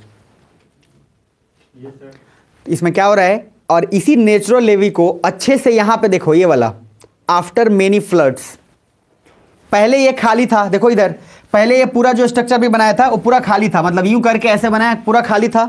बाढ़ जब आएगा तो क्या हो, धीरे धीरे भरता जाएगा उस गैप को। और यहाँ देखो वही स्ट्रक्चर बनाया गया है, रिवर बह रहा है, साइड साइड में उसने बांध की तरह निर्माण कर दिया। यूं देखो इधर खाली था, रिवर जा रहा है, रिवर ने थोड़ा इधर जमा किया, थोड़ा इधर जमा किया, थोड़ा इधर थोड़ा इधर, वो जमा होते होते जगह बन गया, जो कि फिर आगे चल के बीच का निर्माण करेगा। वही तो लॉजिक है कि साइड ऐसे सीधे जा रहे हो तुम, अच्छा ऐसे महसूस करो, बहुत अच्छे से महसूस। मनरेगा जानते हैं ना? मनरेगा में वर्कर लोग को मिलता है, तो वर्कर लोग क्या करते हैं, नाली गड्ढा खोदते हैं। तो देखो क्या करते हैं, एक वर्कर इधर से खोदता गया, इधर रखता गया, दूसरा इधर से खोदता गया, इधर रखता गया। अच्छा वो मिट्टी जो जमता जा रहा है वो भी तो एक तरीके से जमीन का एक भाग ही बनता गया कि स्पेस बन गया वहां पे। भाई माटी फेंका इधर साइड में, वो धंसता गया, एक जगह बन गया उसका, तो वही है नेचुरल लेवी। आगे आइए, ज़्यादा नहीं बताऊंगा, ध्यान रखना। उसके बाद है पेनी प्लेन। ये पेनी प्लेन को समझना बहुत इंपॉर्टेंट है, यहाँ वाला नीचे ये दिख रहा है आपको। अब ये पेनी प्लेन है तो उसमें क्या वर्ड है, उसको कहाँ का था पेनी प्लेन, पहले ये बताओ कहाँ लिखवाया हूँ मैं, आप मेरे नोट्स में देख के बताओ। तो रिवर का पैटर्न है कि विंड का है कि ग्लेशियर का है, देख के बताओ। अच्छा, इस पिक्चर को देख के आइडिया नहीं लगा सकते हो कि क्या चीज का रहा होगा ये? देख नहीं लग रहा है, हवा के कारण हुआ है, हवा ने इसको पूरा सुखा दिया है, मतलब पूरा इसका मेन जो था वो सबको खत्म कर दिया है, और विंड के इरोजन के कारण ये हुआ होगा। अब जरा नीचे आओ, ये तो डेंड्राइटिक पैटर्न है। देखो इधर नदी में आप देखोगे, अच्छा हाँ इधर इधर ऐसा महसूस करो कि कहीं पे बाढ़ आया था, कीचड़ हो गया, या बाढ़ नहीं छोड़ो, बाढ़ भी आ गया था, कीचड़ हो गया, अब पानी पूरा बाढ़ का चला गया। अब आपको देखोगा कि सर उसके कीचड़ जहाँ बना वहाँ पे अलग अलग सिंबल मिल जाएगा आपको, अलग अलग निकले हुए एक शेप बन जाएगा कीचड़ टाइप का। कीचड़ पे आप कुछ भी पाँव जैसा रखोगे वैसा शेप बन जाएगा। डेंड्राइट उसी को बोल रहे हैं। यहाँ देखो, ये देखो निकला हुआ है ये सब कुछ डेंड्राइट्स, ये सब डेंड्राइट्स है। थोड़ा आपको महसूस करना पड़ेगा। उसी तरह से ये देखो, एक है सेंट्रीपिटल, बाढ़ का पानी जाएगा तो सेंट्रीपिटल मतलब होता है केंद्र की तरफ, तो सारा केंद्र की तरफ यहाँ पे उस तरीके के स्ट्रक्चर बन जाएगा। नीचे आइए, अब यहाँ से थोड़ा सा जीवन का आनंद लीजिएगा। एलुवियल फैंस एंड कोन्स, यहाँ पे डेल्टा वर्ड यूज किया हुआ है। देखो डेल्टा शब्द याद रखिएगा, डेल्टा हमेशा समुद्र के किनारे होता है, और आप लोगों को मैंने साउथ अमेरिका में बर्ड फूट डेल्टा एक बताया था। डेल्टा जहाँ पे भी होगा ना, डेल्टा बहुत मिनरल रिच होता है जगह, वहाँ याद रखिएगा, क्योंकि सारा मिनरल रिच वहाँ पे जमा होगा। थोड़ा ध्यान देना नीचे। अब ये इस स्ट्रक्चर को देख लो, समझ में आ जाएगा। ये देखो, ये दिख रहा है, ये बाढ़ के बाद का पूरा सीन, जब क्रैक हो गया हो, सुखाड़ हो गया हो तब का। नीचे आओ, जो काम का चीज़ है वो यहाँ है, वो थोड़ा सा और ज़्यादा समझ में आएगा।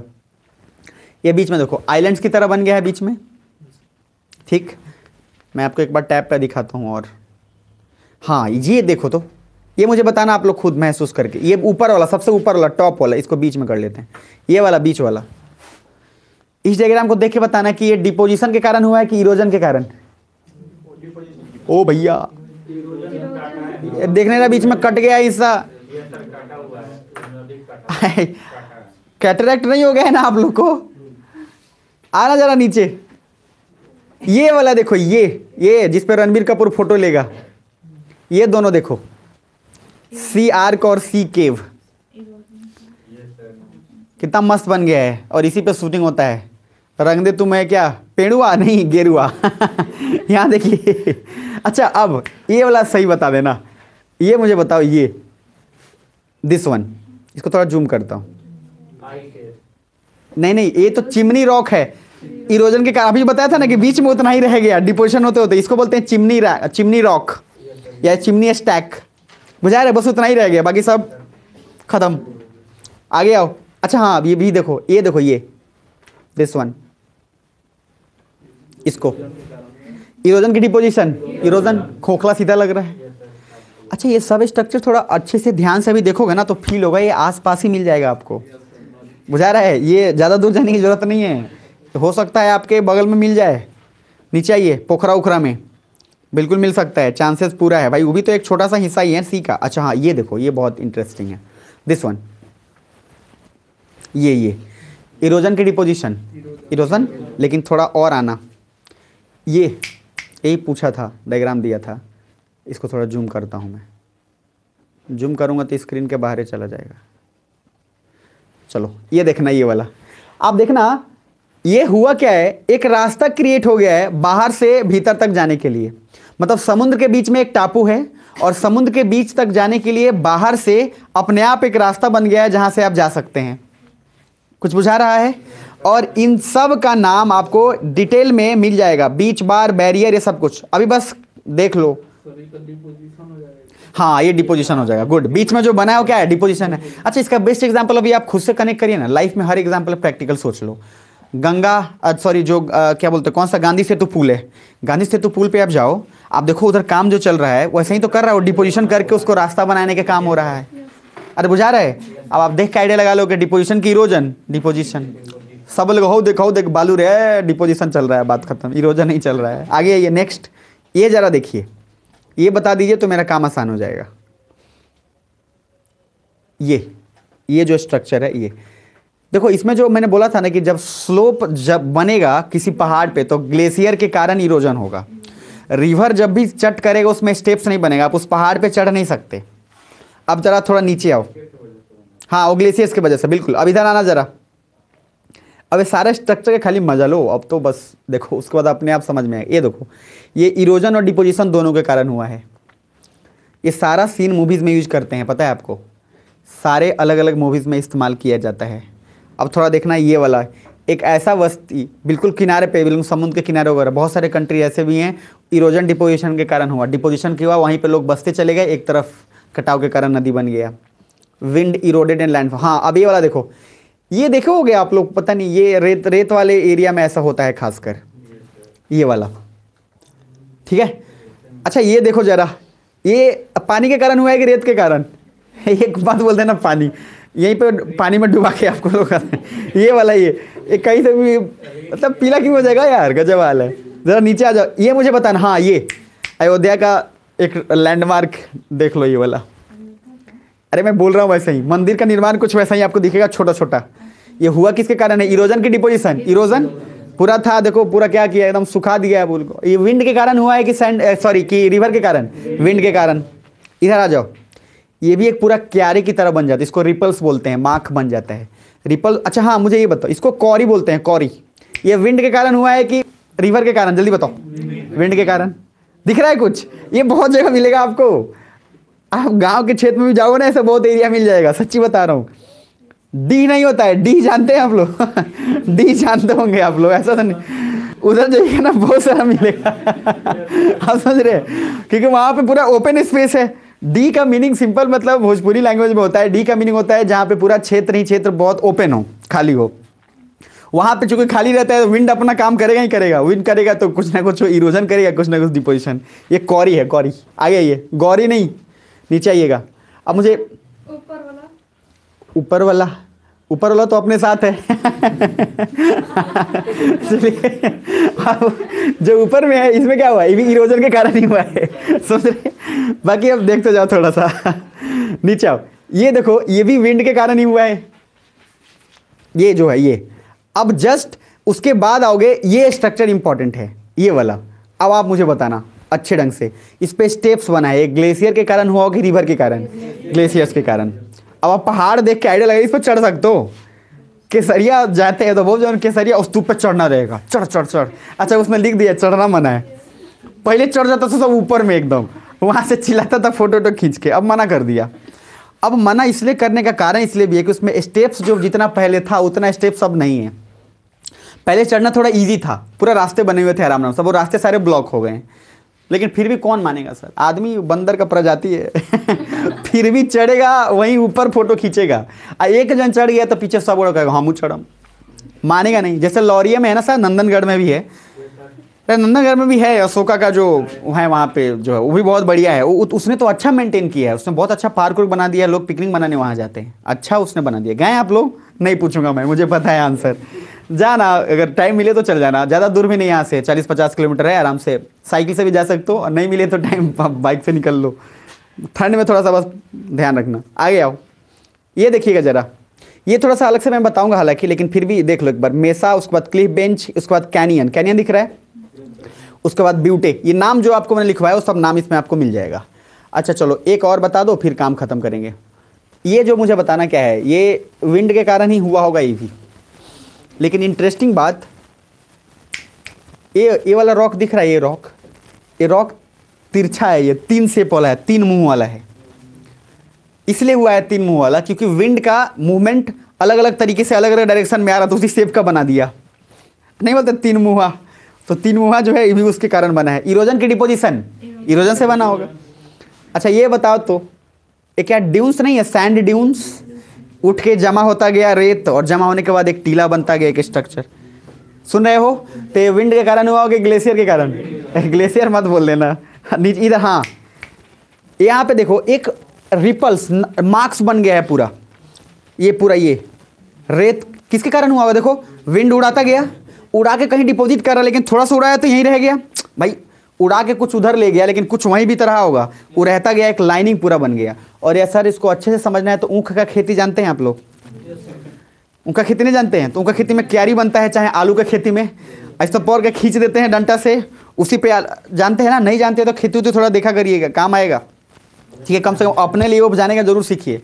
ये ध्यान में रखिएगा, खेती जितना करेगा फायदा। भाई हम करते हैं इसलिए आपको बोलते हैं, नहीं करेंगे नहीं बोलेंगे, बात खत्म। नीचे आइए, अब जरा इधर आइए।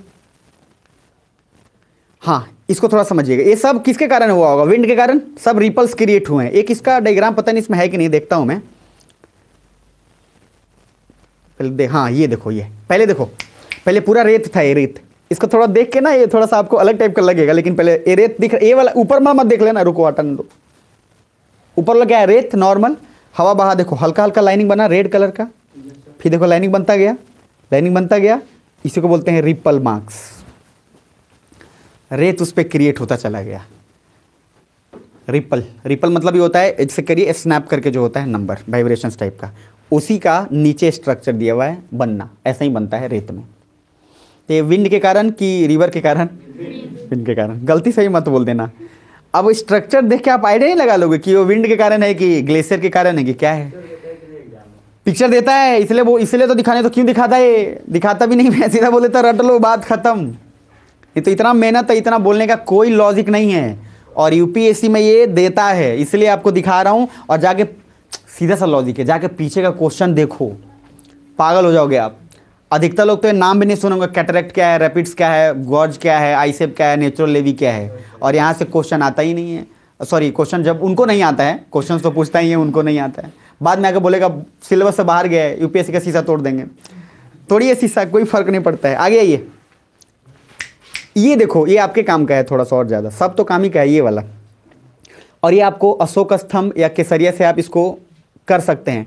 केसरिया में भी जो भी चीज़ हुआ है वो एयर के कारण हुआ होगा, पानी भी वहाँ पे पहले जमा था, ध्यान रखो। अभी भी जाओगे तो आपको पानी आसपास मिल जाएगा, केसरिया का जो बौद्ध स्तूप है वहाँ पे पानी मिल जाएगा, और जानबूझकर पानी जमा होने के कारण वो भी क्या करेगा? इरोड करेगा।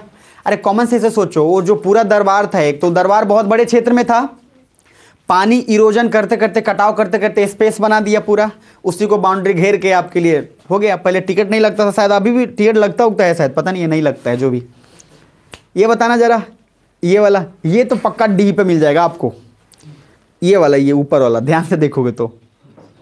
कुछ लोग चौवर भी बोलते हैं, चौवर आ गया ना? नहीं चलो ये बता दो, मामला शांत हो जाएगा थोड़ा सा। ये बता दो, ये ऐसा एरिया है डेजर्ट एरिया में, मरुस्थल एरिया में खासकर, जहाँ पे पानी कभी कभार होता होगा, देख के हाँ पानी का क्या, हाँ एग्जैक्टली, हाँ ये भी ठीक है। धूप जब हो और पानी थोड़ा सा हो तब स्ट्रक्चर ऐसा बन जाएगा। इस सबका भी नाम है, सब कुछ उसमें देख लेंगे। इधर देखो, अब इसमें लगभग नीचे जितना सारा नाम है, सारा स्ट्रक्चर अब आपको एक बार देख लेना है। हाँ, अब आपको जो मुझे और दिखाना है थोड़ा सा, ये सिंक होल है, ये बनता है आपको अभी क्या बोला था, चूना पत्थर, लाइमस्टोन के कारण। इधर देखो, ये ऐसा होता है ना, जैसे लोग को नहीं कभी कभी बोलता है पता नहीं पानी कहाँ से आ रहा है, पता ही नहीं चलता है। देखो चूना पत्थर में देखो क्या होता है, वो फ्लो कर रहा है। चूना पत्थर बहुत दलदली सा होता है, अभी दिखाऊंगा आपको। एक कौन सा जगह है मैं बताता हूँ आपको, वहाँ पे पानी जैसे आ रहा है, रिवर का फ्लो है वहाँ पे। अब देखो जहाँ दलदल रहेगा वहाँ पे होल क्रिएट कर दिया, चूना पत्थर टाइप का, वो होल क्रिएट किया, आगे जाता गया हार्ड रॉक मिला, फिर कहीं दलदल क्रिएट हुआ, और फिर वहाँ से कहीं और गया हार्ड रॉक। तो वो पानी कहाँ से आ रहा है वो पकड़ में नहीं आता है, ऊपर से पूरा मिट्टी फिर भर गया। तो लोग कहते हैं शिव जी के जटा से आ रहा है, कहीं और से नहीं। उसका सबसे बड़ा रीज़न ये होता है, दूसरा कुछ और नहीं बल्कि होता है, उसको सिंक होल बोलते हैं। सिंक होल मतलब जहाँ से पानी निकलता है, और फिर उसके बाद ये सिंक होल इधर इतना बड़ा होते जाता है कि पूरा सर इकाई, इधर इसमें पूरा डिटेल लिखा हुआ है लेकिन फिर भी आपको बताता है। ये सब देखो सिंक होल का क्रिएट है। वही सिंक होल, इतना छोटा सा सिंक होल था, वो धीरे धीरे धीरे धीरे पानी अंदर गया, बड़ा होता गया और इस टाइप का स्ट्रक्चर क्रिएट कर दिया। और फिर आगे ये सब, अब यहाँ नाम देखो, इधर दिख रहा है कौरी, यहाँ कौरी। अब ये कौरी इरोजन के कारण हुआ कि डिपोजिशन के कारण? इरोजन के कारण। ये सब सिंक होल ने क्रिएट किया है। उसके बाद जो सबसे इंपॉर्टेंट है ये स्ट्रक्चर, थोड़ा देखना, उस पता नहीं उसमें है कि नहीं, मैं देख लेता हूँ, होना तो चाहिए। हाँ ये तो पक्का आप देखे होगे, ये तो कोई ये वाला है बीच वाला, डनेर है ये आराम से। अब ये तो डी है, पक्का डी है सरे। आगे आइए, हाँ मुझे इसका बताना जरा, ये इरोजन डिपोजिशन दोनों से बना होगा, ये वाला, ये नीचे नीचे। कारण है क्योंकि अलग अलग टापू है इसमें, तो एक तरफ इरोड किया होगा खाली, एक तरफ जमा किया, फिर एक तरफ इरोड किया, एक तरफ जमा किया। आगे जाओ, उसी इरोजन और डिपोजिशन के कारण ऐसा स्ट्रक्चर बन जाता है। जो प्योर सरे और डी कहते हैं आप। बस लास्ट बता रहा हूँ, उसके बाद आप पूरा देख लेना, बताने वाला नहीं हूँ मैं। ये देखो अलग अलग जगह पे भी बन जाता है सिंक होल्स, इस टाइप का भी बन जाएगा। खत्म। उसके बाद है ग्लेशियल आइलैंड्स, एक और दिखाना है ग्लेशियल आइलैंड में नू नाटक्स वगैरह है। ये आपको ग्लेशियल आइलैंड में नू नाटक उसमें लिखवाया था, उसमें होगा शायद, नू नाटक तो जरूरी होगा, नू नाटक से। एक और इसमें स्ट्रक्चर और है जो इसमें में भी शायद नहीं है, मैं दूसरे वाला में भेजता हूँ, पकड़ो उसको, एक और मैं भेजता हूँ, उसमें में भी होगा, भेज दूंगा। बट अभी पहले बात को समझो फिर समझना। इसमें जितना सारा नाम जो बताया हूँ उस नाम को इस पिक्चर से एक बार कनेक्ट करने की कोशिश करना। अब निकालिए एनसीईआरटी का फिजिकल ज्योग्राफी, जल्दी से निकालिए, खटाखट खत्म करके चलेंगे अभी जल्दी।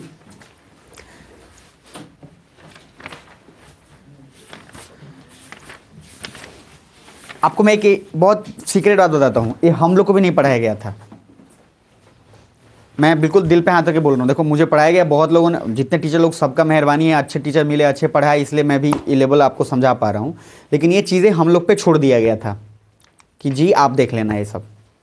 जब क्वेश्चंस देखा तब लगा कि भाई क्वेश्चंस बहुत है यार, ऐसे काम नहीं चलेगा कि आप लोग से हो जाएगा। इस वजह से फिर खुद से उस पर काम करके करवा रहा हूँ मैं। नहीं तो वही बोला ना कि जैसे आप जिस दिन बोल दोगे सर यूपीएससी का आप सपना छोड़ दिए हैं, आप सोचे हैं कि चपरासी का फॉर्म ठीक है, जिस दिन उस दिन सोच लीजिएगा, उस दिन बोल दीजिएगा, हम उस दिन सिलेबस से इसको काट के हटा देंगे। लेकिन हमको उम्मीद है आप ऐसा नहीं करेंगे। चैप्टर खोलिए 5th या 6th आगे का जल्दी से। अब उसमें बहुत सारे नाम हैं जो आपको और अलग अलग मिल जाएंगे, बजादाज वगैरह, सी वेव्स और ये सब विंड का। दिखाइए जरा कोई फिजिकल ज्योग्राफी का, ऐसे ही मोड़ा रहता। अब उसमें कुछ स्टेप्स देख लो, काम आसान हो जाएगा। चैप्टर 6 है कि 7 होगा, 7।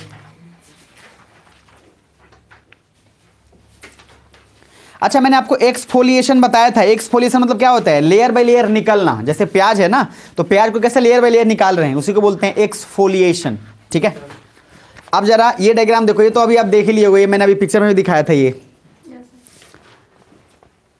क्या हो गया, सब सुस्त हो गए, सब ठीक हो, घर जाके खा लेना, चिंता क्या कर रहे हो। किसी को खाना है तो मेरे पास बिस्किट है, बिस्किट दे देंगे अभी। किसको खाना है, हाथ खड़े करो, उसको मिल जाएगा पक्का। चलो नीचे देखो। अब आप इसमें जितना डायग्राम है, क्या लिखा है, the valley of Kaveri river near, यहाँ पे Hogenakkal, Dharmapuri district, Tamil Nadu, in the form of gorge. क्या लिखा हुआ है, गॉर्ज। गॉर्ज कहाँ से आया है, रिवर से कि ग्लेशियर से? पहले बोला आई से, फिर भी से, फिर क्या बनेगा, गॉर्ज, फिर कैनियन। तो सर क्या हुआ, रिवर का इरोजनल पैटर्न से बनेगा। ये जब भी बनेगा रिवर के इरोजनल पैटर्न से ही बनेगा। ठीक है, आगे नेक्स्ट। अब आगे देखो, उसके बाद क्या है, डिपोजिशनल लैंड फॉर्म्स दिख रहा है, देखो जल्दी। डिपोजिशनल लैंड फॉर्म पहला है एलुवियल फैंस, वही जो आपको ऑलरेडी उसमें डायग्राम सब मिलेगा। थोड़ा सा काम आपको करना है, नहीं तो पिटाई होगी जबरदस्त। अब इसमें देखना एलुवियल फैन डिपॉजिट, उसके बाद डेल्टाज। डेल्टाज जहाँ पे भी बनेगा वहाँ मैंने बोला सबसे फर्टाइल एरिया होता है, वहाँ पे आपको काफ़ी हेल्प होगा। उसके बाद है मिएंडर्स, मिएंडर्स दिख रहा है। मिएंडर्स के बाद यहाँ नीचे देखो क्या वर्ड लिखा हुआ है, मुजफ्फरपुर कहीं है, ज़्यादा दूर का नहीं है, ज़रा देखो। हाँ मुजफ्फरपुर, आँखें खोल लो। A satellite scene showing meandering Burhi Gandak river near Muzaffarpur Bihar, showing a number of oxbow lakes and cutoffs. हमारे यहाँ के बारे में हम नहीं जानते हैं, कोई और लोग जान जाता है। सैटेलाइट का फोटो वो खींच के लेके चल गया, हम लोग यहीं पे रहते हैं। घर की मुर्गी दाल बराबर, दाल बराबर चाहे हलवा बराबर, जो भी बोलिए। आइए जरा, ये क्या है, ये जो मिएंडर है, ये मिएंडर मतलब क्या, टेढ़ा मेरा। और मिएंडर क्या है, growth and cut off loops and slip of and undercut banks. तो जब भी मिएंडर होगा तो एक तरफ क्या करेगा वो, मैंने बोला एक तरफ कटाव, दूसरी तरफ डिपोजिट करेगा, और उसके कारण क्रिएट हो जाता है बाहर बाहर बैंक सा, बांध सा। उसके बाद ग्राउंड वाटर वाला देख लो, ये वाला देखो, केव, सिंक होल यहाँ दिख रहा है। अब सारा कुछ, उसके बाद इधर देखो केव्स, गुफा। गुफा ऐसे है, गुफा में जब वही आ जाएगा ग्लेशियर्स वगैरह, तो गुफा का स्ट्रक्चर पूरा चेंज हो जाएगा। ठीक है, ये एक ग्लेशियर इन इट्स वैली। फिर एक और स्ट्रक्चर इसमें पता नहीं दिया कि नहीं दिया, देखते हैं, दिया होना तो चाहिए, नहीं दिया है, कोई बात नहीं। अब लास्ट में है देखो डिपोजिशनल लैंडफॉर्म का सैंड ड्यून्स वगैरह। पूरा टॉपिक अगर देखोगे तो वही 3 चीज पे डिपेंड है। क्या, रिवर के कारण इरोजन डिपोजिशन, विंड के कारण इरोजन डिपोजिशन, और किसके कारण, ग्लेशियर्स के कारण, और एक है सी वेव्स के कारण। पूरा टॉपिक 7वां चैप्टर उसके पे खत्म हो जाएगा, उसको पूरा पढ़ लीजिएगा। क्योंकि इसके बाद जो टॉपिक स्टार्ट होगा यहाँ से कंपोजिशन ऑफ अर्थ वाला एक क्लाइमेटोलॉजी का चैप्टर है। जब मैं पूरा पढ़ा लूँगा तो बस समझिए कि अगर मैं थोड़ा सा जान डाल दूँ ना, अगर थोड़ा सा तेज़ कर दूँ तो 3 दिन में ख़त्म हो जाएगा, लेकिन मैं अभी पूरा 3 दिन में ख़त्म करूँगा नहीं, ठीक है। इसीलिए ध्यान रखिएगा, बार बार बोलूँ, सिलेबस कब निकल जाएगा आपको पता तक नहीं चलेगा। रिवीजन करते रहना, नहीं तो बाद में लगेगा जा ख़त्म हो गया और रिवाइज भी नहीं किए हैं, आपको पता तक नहीं लगेगा आइडिया। चलिए, तो आपको चैप्टर 7 पूरा रीड करना है। जो मैंने भेजा है सुन लो, होमवर्क लिख ही लो, पहले एक बार लिख लो, कॉपी पे साइड में लिख लो, नहीं तो आप लोग कहोगे कहाँ कहाँ बोले थे। कुछ लोग बोल देता है पहले से, सामने से पता है क्या बोल देता, कहाँ बोले थे। वीडियो रिकॉर्डिंग सुनाऊंगा मैं लिखो पहला होमवर्क लिखिए, रीड एनसीईआरटी चैप्टर 1 to 7। अब पूरा पढ़ जाना है क्योंकि अब पूरा हो गया। दूसरा, क्वेश्चन बैंक प्रीवियस ईयर 2018 से लेकर 2022, मतलब पिछले 5 साल का लिख लो। पिछले 5 साल का जो भी पढ़ाया हूँ उस टॉपिक से रिलेटेड फिजिकल ज्योग्राफी का सारे क्वेश्चंस बनाने हैं, यूपीएससी का और बीपीएससी का। क्वेश्चन बैंक जिनके पास है कर लीजिए, जिनके पास नहीं है ले लीजिए, ज़्यादा चिंता नहीं करना है। 5 साल प्रीवियस 5 ईयर्स क्वेश्चन बैंक बनाने हैं। और क्वेश्चन बैंक जब भी बनाने के लिए बोलूँ तो क्या जो नहीं पढ़ाए वो बनाओगे? कॉमन सेंस का बात है, जो पढ़ाए हैं सिर्फ उसे बनाइएगा। दूसरा ये नहीं कि नहीं थोड़ा और वो भी देख लेते हैं जो नहीं पढ़े हैं, अरे जो बोले हैं उसको देख लीजिएगा। नहीं तो साइकोलॉजी का सबसे बड़ा गहरा उदाहरण मत दे दीजिए, यहाँ देखना मना है, वो काम मत करिएगा बाकी का और काम कर लीजिए। तीसरा होमवर्क लिखिए, पावर जो अभी भेजा हूँ पीडीएफ पावर पॉइंट से, उन सभी को पिक्चर को अच्छे से देखकर एनसीईआरटी के बुक से मैच करना है। पूरा सीन अच्छे से देखना, फील करना है। जो सीन नहीं मिले वो सीन गूगल पे सर्च कर लीजिए एक बार और खुद से वाचिए। जैसे मान लो रिपल्स लिखा है, रिपल्स नहीं हुआ, गूगल पे एक बार सर्च कर लीजिए रिपल्स, आराम से आ जाएगा। हर कोई बनाया है, आपको उतना काम करना पड़ेगा। मैं तो आपको दे भी दिया हूँ, नहीं तो सीधा वो बोल दिया अपना सर्च करो, तो उसमें करके फिर उसके बाद दूसरा कोई कहीं का भी बहुत लोग बना के रखा है, फिर कहाँ से लेना है कैसे लेना है वो सब करके वही में हम लोग प्रोवाइड कर रहे हैं आपको। तो आप जहाँ नहीं मिले वहाँ गूगल बाबा का मदद लेंगे। 3 होमवर्क कंप्लीट। चौथा लिखिए, एक और होमवर्क तो पहले दिया था, वो पूरा चेक करूँगा मैं, कब बता देता हूँ, अभी ऐसे बता देते हैं। 15 तारीख को मैं पूरा चेक करूँगा जो आपको दिया था जितना भी, उसमें पॉलिटी भी इंक्लूडेड है, एथिक्स जितना पढ़ने के लिए दिया था वो भी, यूकेन भी जितना दिया था वो भी। 15 तारीख को पूरा चेक करूँगा। और मैं पूरा बोल रहा हूँ, भगवान पे मानता नहीं हूँ लेकिन भगवान कसम खा के कह रहा हूँ, उस दिन मैं बहुत बोलूँगा, आपको बुरा लगे, कान पक जाएगा, भाग जाइएगा, इसीलिए कर लीजिएगा। हो गया जी। अब सुन लो, पॉलिटी का कोई लाए हो कॉपी? पॉलिटी का जो लोग लिख चुके हो, कितने लोग लाए हैं पॉलिटी का? हाथ खड़े करना, 1 2 3 4। तो अपना अपना पॉलिटी का कॉपी निकालने से पहले मैं एक बार रिवाइज कर देता हूं आज के लिए, फिर हम लोग कल हो सकता है क्लास ऑफ रहेगा, परसों हम लोग कंटिन्यू करेंगे। पहले सुन लो, पहले पूरा फिजिकल ज्योग्राफी में अभी जो पढ़े हो मैं एक बार पूरा दिमाग घुमा देता हूँ। लैटिट्यूड लॉन्गिट्यूड ध्यान है, लैटिट्यूड लॉन्गिट्यूड के बाद हम लोग सीजनल पढ़े, उसके बाद हम लोग अर्थ इंटीरियर में पढ़े जहाँ पे आपको एस्थीनोस्फेयर मेजोस्फेयर इसका सारा डिटेल आपको बताया गया। उसके बाद पूरा का पूरा जितना सारा है कॉन्टिनेंटल ड्रिफ्ट, कन्वेक्शनल थ्योरी, फिर आपको कन्वेक्शनल थ्योरी के अलावा आपको जो अल्फ्रेड वेगनर से लेकर सारा डिटेल बताया गया, अर्थ के स्ट्रक्चर से लेकर सब, बस दिमाग में घुमा दे रहा हूँ ताकि चल ले, फिर रिवीजन कर लेना।